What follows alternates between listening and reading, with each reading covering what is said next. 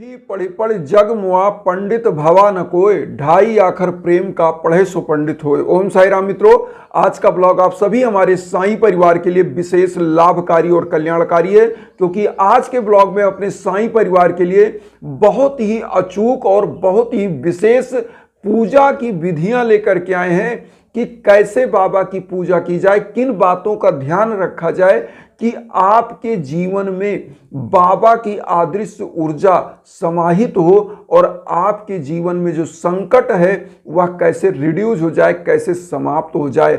और बहुत सारे ऐसे परिवार हैं जिनके घर में युवा दाम्पत्य हैं और पता चला कलह चल रहा है, दाम्पत्य जीवन का कलह। बहुत सारे ऐसे परिवार हैं जिनके युवा बच्चे बच्चियां, उनकी शादियां समय पर नहीं हो पाती हैं, पूरा प्रयास करते हैं, पूरा एफर्ट करते हैं, योग्य वर नहीं मिल पाता। बहुत सारे ऐसे परिवार हैं जिनके बच्चे पढ़ाई लिखाई में बहुत अच्छे हैं, बहुत हाईली एजुकेटेड हैं, लेकिन होता क्या है, उनकी अच्छी जॉब नहीं लग पाती है।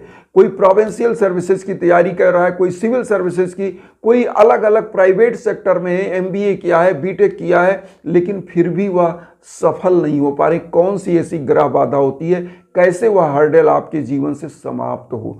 तो आज जो हम उपाय लेकर के आए हैं यह समग्र उपाय है और बाबा को प्रसन्न करने का, उनकी अदृश्य शक्ति, अदृश्य ऊर्जा को प्राप्त करने का सबसे सरल उपाय है। क्या लेना पड़ता है, कैसे बाबा की पूजा करनी चाहिए। देखिए, बाबा की पूजा पहला नंबर तो आप जान ले, एक तो होता है डेली रूटीन की पूजा।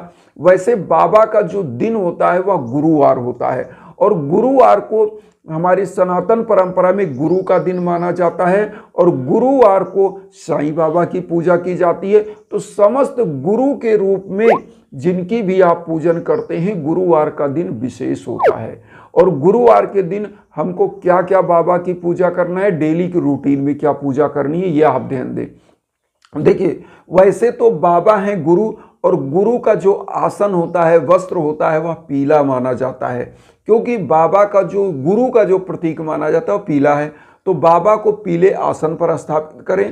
पहला नंबर, उनको पीले आसन का यह ध्यान रखें।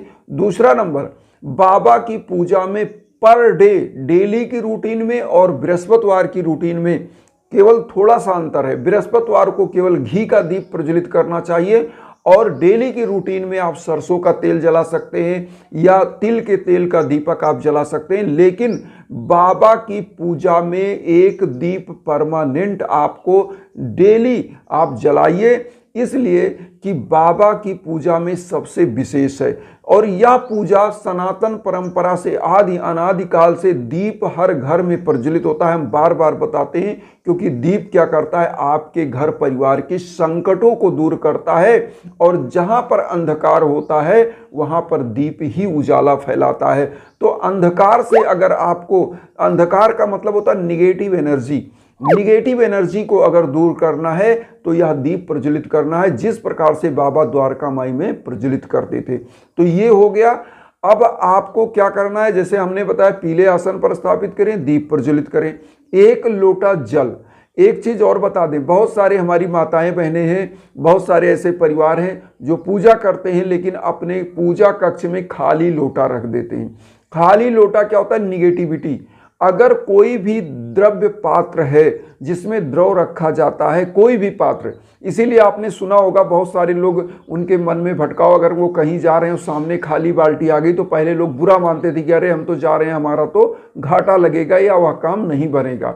तो इसीलिए, क्योंकि जब कोई भी द्रव्य पात्र होता है वह भरा होना चाहिए। तो मंदिर के अगर लोटा है, मंदिर में आपके रखा है, खाली नहीं होना चाहिए, उसको परमानेंट जल उसमें, जैसे आज आपने पूजा किया तो एक लोटा जल रखिए और वहां पर उसी से भोग लगाइए, चारों तरफ छिड़किए, पूरे घर में छिड़किए, लोटे का जल भरा रहने दीजिए। तो अगले सुबह क्या करिए, उस जल को किसी तुलसी के पेड़ में, किसी वृक्ष में, नीम के पेड़ में, सूर्य भगवान को अर्घ दे सकते हैं उस जल से, और उस जल को अगले दिन फिर आप चेंज कर दीजिए। जब पूजा करने जाएं तो जल लेकर जाएं। तो इस प्रकार से एक लोटा जल आपका होना चाहिए। अब यहां पर आता है तीसरा चीज कि आपको साईं बाबा को पीला पुष्प का माला अगर चढ़ाएं तो सबसे बेटर माना जाता है। वैसे तो पंखुड़ियां भी पीले पुष्प की आप चढ़ा सकते हैं, फूल जो है डाल सकते हैं, लेकिन पीले पुष्प की माला ही विशेष मानी जाती है, क्योंकि जो मालाएं होती हैं वह एक राउंड शेप में होती है और उसकी अपनी एक आभा मंडल, एक अपनी अदृश्य एनर्जी होती है, अपना एक अदृश्य ऊर्जा होता है। तो माला हम क्या करते हैं, श्रद्धा के रूप में अर्पित करते हैं। तो बाबा को पीले पुष्प की माला अर्पित करें। अच्छा, अब इसके बाद आता है धूप बत्ती। किसी भी वातावरण में अगर निगेटिविटी है जहां पर, तो वहां पर अगर धूप दीप जलाया जाता है तो वहां से नकारात्मक ऊर्जा समाप्त होती है। तो एक आपको धूप बत्ती वहां जलाना चाहिए। ये चीज हो गई डेली की पूजा। अब आता है कि बाबा को प्रिय भोग क्या लगाया जाए। देखिए, वैसे तो डेली की पूजा में हम अपने सभी साईं परिवार से यही कहते हैं कि आप मिश्री रख लीजिए, किशमिश रख लीजिए, आप छुहारा आता है जो वह उसको रख सकते हैं। तो ये सब आप रख सकते हैं जो है बाबा को भोग लगाने के लिए भोग लगा सकते हैं। अच्छा, उससे भोग लगाइए। पीला चना रख सकते हैं, चना मतलब जो भुना हुआ चना है उसको भी आप रख सकते हैं, या चने को भिगो करके भी भोग लगा सकते हैं, लोगों को दे सकते हैं, क्योंकि बाबा को पीले चीज़ों का ही भोग लगाना चाहिए। मिश्री किशमिश इसलिए होता है कि रॉ मटेरियल वो जल्दी खराब नहीं होता, तो डेली की भोग क्योंकि यह बहुत ही पवित्र माना जाता है। तो मिश्री किशमिश का भोग लगाइए, पूरे परिवार में वितरित करिए, और 1 चम्मच जल। अब एक चीज़ यहाँ पर आता है कि बाबा को बृहस्पतिवार को क्या भोग लगाएं। देखिए, बाबा का सबसे प्रिय आहार माना जाता था, बाबा बहुत सात्विक आदमी, तो जो संत होते हैं, उन गुरु होते हैं, उनके लिए खिचड़ी, बाबा का सबसे प्रिय आहार खिचड़ी था। खिचड़ी का भोग लगाइए, लेकिन शर्त यह होती है कि खिचड़ी पहले लोगों में बांटिए, फिर पूरा परिवार खाइए। तो खिचड़ी का बाबा को भोग लगाइए। कुछ गरीबों को बृहस्पतिवार का जो विशेष पूजा होता है उसमें खिचड़ी का भोग लगा के बांटिए। वैसे ये भी मान्यता है कि बाबा को पीले जो है पालक की साग, पालक का जो सब्जी बनता है, आप शिरडी अगर गए होंगे तो पालक और सब सब्जियां मिला करके ही आपको जो प्रसादालय में प्रसाद मिलता है वह सब मिला करके मिलता है। बहुत ही दिव्य भोजन वहाँ लगता है। तो क्या करिए, पालक की भी सब्जी बनाइए। पालक को बाबा को ऐसे दान करके बाबा को चढ़ा सकते हैं, खड़ा पालक ही चढ़ा सकते हैं, और चढ़ाने के बाद किसी गौ माता को खिला सकते हैं। यह भी हमने एक वीडियो में बताया भी था।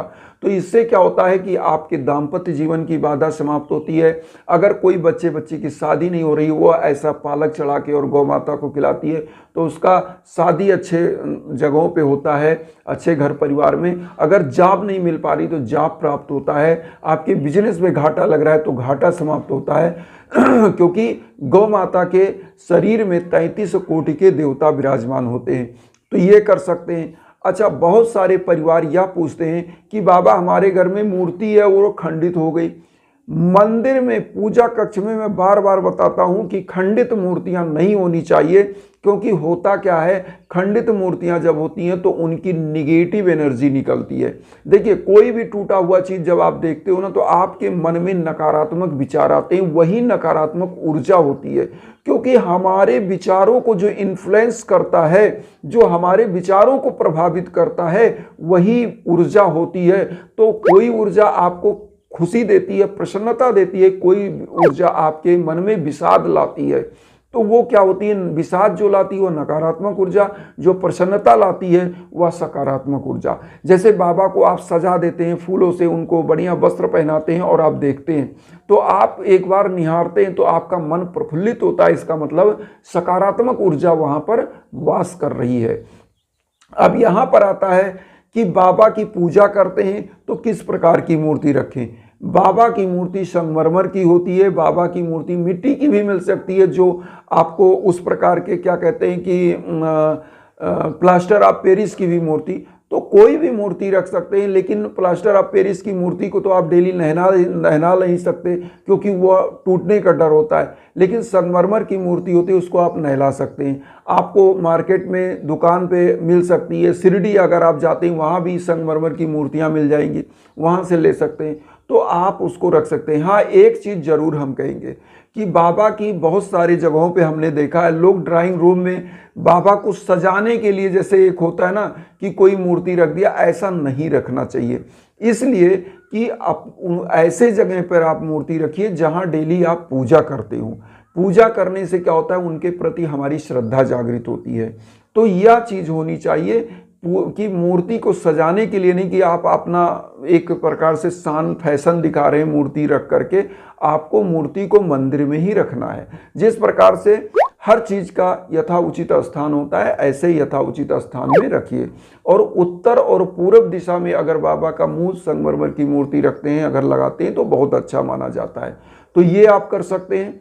अब यहाँ पर एक चीज़ और हम बताएंगे, जीवन में जब भी आपके भीषण बाधाएं आए, कोई काम ना बन रहा हो, तो मैं बार बार कहता हूं साईं दिव्य हवन जरूर कराएं, क्योंकि साईं बाबा का यह जो दिव्य हवन होता है, आपके नाम पर गोत्र पर संकल्प होने के बाद उस ऊर्जा से, या ऊर्जा क्या होती है मैं आपको बताऊं, जो एनर्जी आपके, जैसे आपको मैं एक उदाहरण बता दूं, आपके सामने सूर्य अगर निकलता है और मैग्नीफाइंग ग्लास आप सूर्य के सामने करिए और उस मैग्नीफाइंग ग्लास के नीचे एक कागज रख दीजिए, तो मैग्नीफाइंग ग्लास करता क्या है, सूर्य की समस्त रश्मियों को, जो लेंस होता है, सूर्य की समस्त रश्मियों को वह एक जगह क्या करता है, सेंट्रलाइज कर देता है कागज के ऊपर, और कागज में आग लग जाता है। इसी प्रकार से जब आपके जीवन में नकारात्मक ऊर्जा होती है, तो आपके नाम पर, आपके गोत्र पर संकल्प होने के बाद जब यह मंत्र जाप होता है और मंत्र जाप करने के बाद हवन होता है, तो जो भी नकारात्मक एनर्जी होती है वह समाप्त होती है, डिस्ट्रॉय हो जाती है, और जीवन सरलता के साथ, सुगमता के साथ आगे बढ़ता है और आपका लक्ष्य आपके सामने होता है। तो ये चीज़ तो जरूर आप करिए। और इंस्टाग्राम पर हमारे संपर्क कर सकते हैं हवन पूजन के लिए। अब यहाँ पर देखिए, ब्लॉग में अगर हम बताएं तो बहुत सारी चीज़ें हैं, क्योंकि ब्लॉग बड़ी हो जाएगी। तो बाबा की पूजा में दो चीज़ और याद रखें, श्रद्धा और सबरी।